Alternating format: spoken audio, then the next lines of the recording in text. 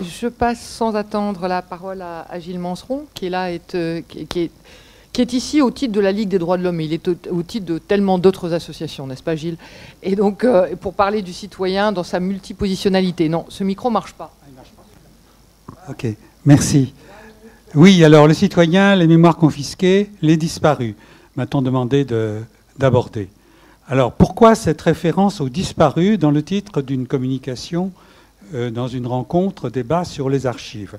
D'abord, parce que la question de la recherche des traces concernant le sort des victimes des disparitions forcées, où que ce soit, qu'elles soient en Espagne, ce matin on a fait une allusion aux victimes disparues de la police sous la dictature franquiste, que ce soit en Russie soviétique, que ce soit au Chili ou dans d'autres pays d'Amérique latine, eh bien c'est une question qui fait apparaître de la manière la plus évidente la nécessité de reconnaître aux citoyens un droit effectif d'accès aux archives des institutions publiques.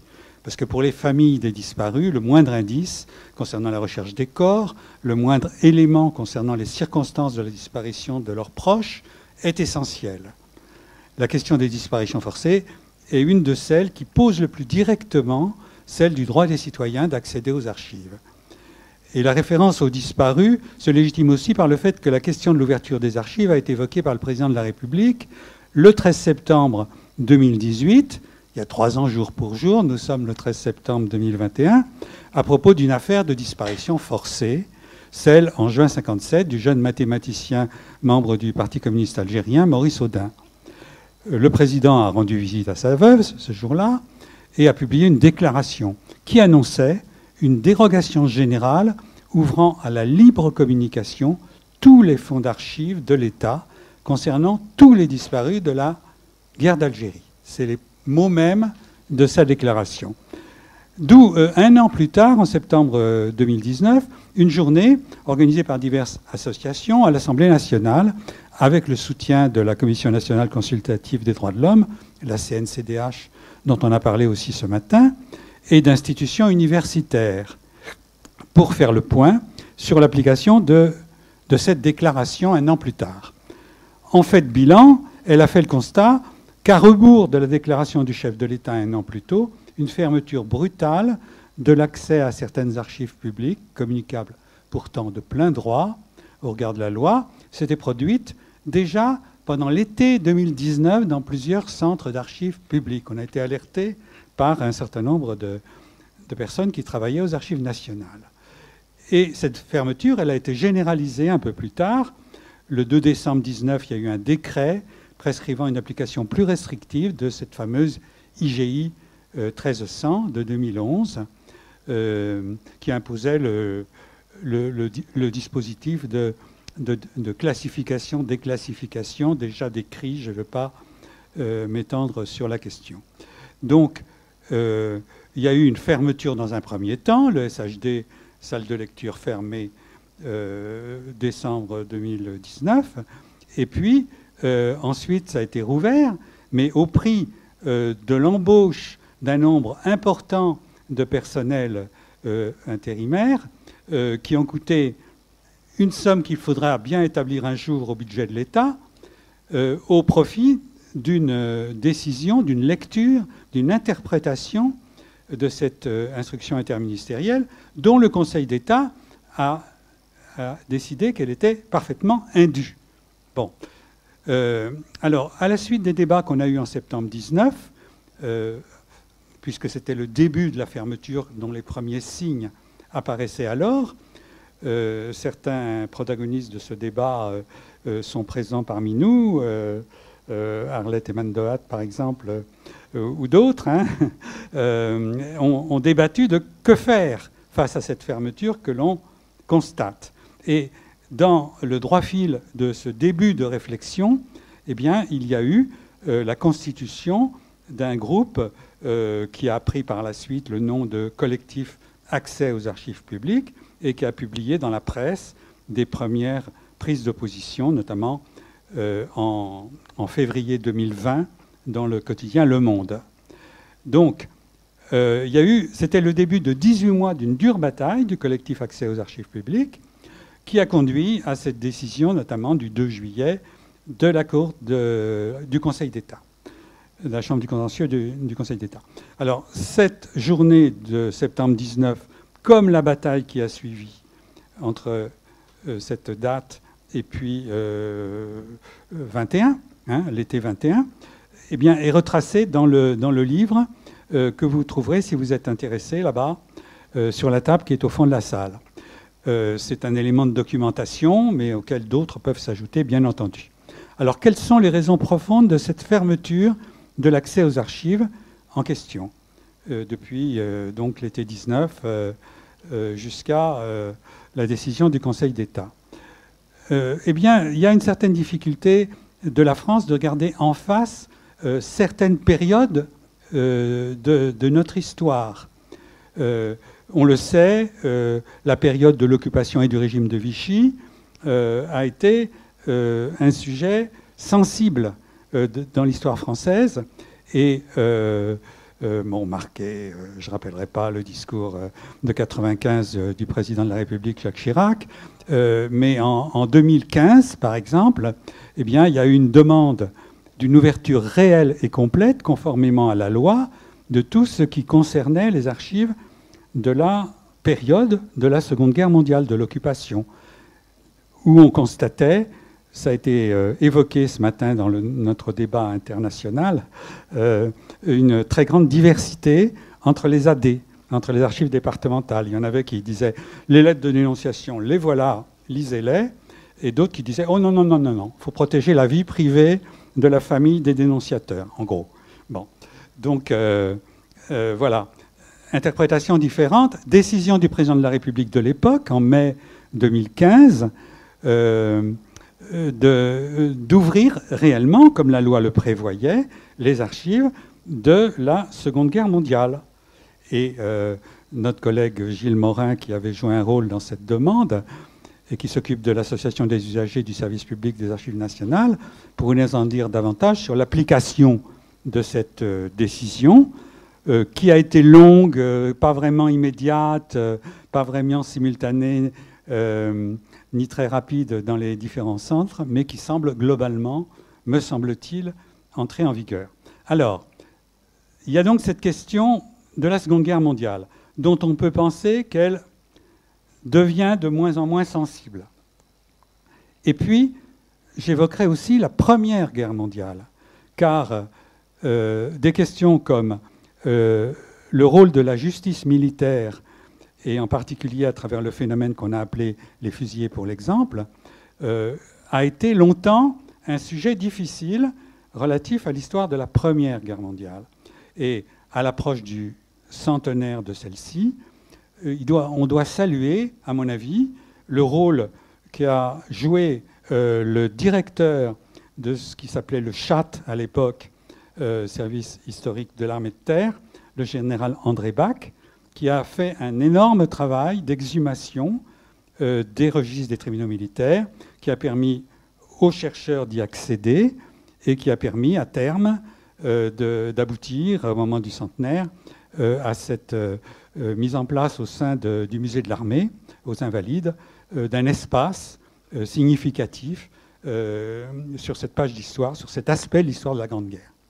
Et alors, troisième sujet sensible, eh bien, les guerres coloniales, et en particulier la guerre d'Algérie. Et là-dessus, le président Emmanuel Macron a fait référence à plusieurs reprises à un nécessaire travail de vérité qu'il comptait entreprendre pendant sa présidence. Il a même fait une sorte de comparaison, d'allusion en tout cas, au travail qu'avait mené le président Chirac autour de la rafle du Veldiv et du régime de Vichy. Et il affichait cela comme étant une des intentions, de ses intentions pour le quinquennat.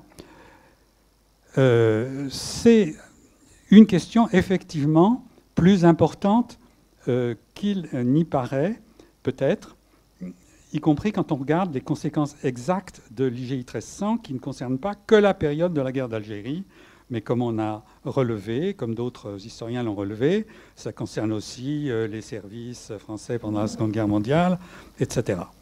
Le rapporteur public du Conseil d'État, qui a rendu un rapport public qui a préparé la décision du 2 juillet de ce même Conseil d'État, Alexandre Lallet, a eu dans son rapport une phrase quand même qui mérite d'être citée et auquel nous devons réfléchir. À la vérité, cette doctrine, c'est-à-dire la doctrine qui était à la base de l'IGI 1300 et qui a été mise en avant fin 19, cette doctrine, à la vérité, nous semble avoir été inventée pour les besoins de la cause en 2010, lorsque le gouvernement s'est rendu compte que les archives de la guerre d'Algérie allaient progressivement tomber dans le domaine public en raison de l'expiration du délai de 50 ans posé par la nouvelle loi sur les archives. Donc, on s'est interrogé sur les raisons profondes de cette IGI 1300 à la fin du quinquennat de Nicolas Sarkozy, décembre 2011, et de sa réactivation en 2019, mais c'est le rapporteur public du Conseil d'État qui nous invite à regarder de ce côté-là. Alors, je vais aller vite parce que le temps est mesuré. Il y a eu des réactions au sein de l'armée qui étaient hostiles à la prise de position d'Emmanuel Macron en septembre 2018, lors de sa visite à Josette Audin. Il y a eu une lettre d'un général qui a été co-signée par un certain nombre d'associations de militaires, etc. Seule la BBC en a parlé, qui a fait un reportage important sur le sujet. La presse française, zéro. Bon, alors quand on ne veut pas voir, ben, on peut dire que ça n'existe pas. Or, il y a eu une contestation évidente. Il faut que, sur ce sujet de la guerre d'Algérie, les archives soient recensées et inventoriées. Elles ne le sont pas toutes au SHD. Hein. Et les inventaires ne sont pas accessibles aux lecteurs pour qu'on puisse demander, travailler sur des archives. Il faut savoir qu'elles existent. Il faut avoir des inventaires. Et au lieu d'embaucher du personnel à interdire la lecture d'archives consultables de plein droit, on ferait mieux d'embaucher ou de renforcer le personnel des archives pour recenser et inventorier les archives. Et puis alors, n'est-il pas important d'inviter à déposer les archives détenues dans le cadre de leurs fonctions et privatisées en quelque sorte par ceux qui les ont eues en main et qui les ont conservées?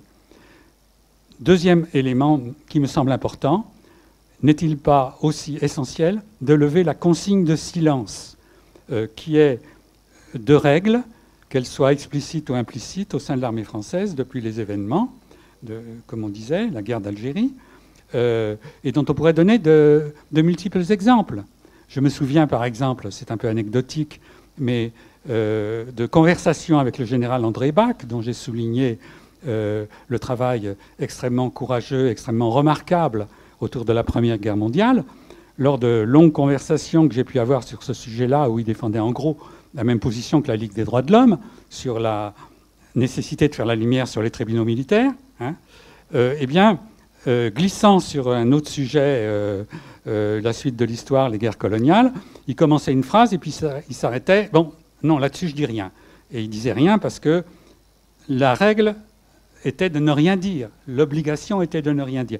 N'est-il pas temps de lever et d'inverser la consigne de silence et de dire aux militaires, parlez, déposez vos archives privatisées. Il y en a beaucoup, on pourrait donner des exemples, mais on n'en a pas le temps, qui en ont embarqué, si je puis dire, et conservé. Voilà. Alors, pour conclure, cette question de l'accès aux archives est un enjeu démocratique. Ce qui a été fait par des associations, notamment par la création d'un site internet milautre.org, au lendemain de la déclaration d'Emmanuel Macron en septembre 2018, contribue à cela. Et des synergies pourraient être établies avec le travail des archives publiques, notamment les archives nationales, qui ont entamé, sur cette invitation présidentielle, un guide en ligne un guide numérique sur les disparus, mais qui reste très lacunaire. Hein. Bon, donc les associations ont leur place. Et je terminerai en disant que, pour ma part, j'appartiens à une association, la Ligue des droits de l'homme, et puis plus particulièrement à un groupe de travail qui s'appelle Mémoire, Histoire, Archives, qui rassemble, à partir d'un travail qui avait été fait sur les archives de la Ligue des droits de l'homme, cachées pendant la guerre et récupérées après, retrouvées, si je puis dire, après 1945, après la libération, les archives de la LDH en Loire-Atlantique, un travail qui avait été fait par deux archivistes, Claire Bernard-Deust et Agnès de Job, et qui avait abouti au dépôt de ce fonds à un centre d'archives. Bon, alors ce groupe de travail s'est occupé aussi des archives de la LDH récupérées de Moscou après la fin des années 90, hein, récupérées partiellement d'ailleurs, parce que on a appris qu'il en reste un bon morceau dans les archives d'État de Moscou. Et donc, ce groupe de travail, ainsi que l'association qu'est la Ligue des droits de l'homme, sa revue, qui a fait écho au travail du collectif, Accès aux archives publiques, ben, est prêt à s'impliquer dans la phase de réflexion nécessaire à la création d'une institution qui prolongerait le travail du collectif Accès aux archives publiques, qui a déclaré que son job était achevé, mais qu'il fallait continuer néanmoins sur ces sujets. Merci.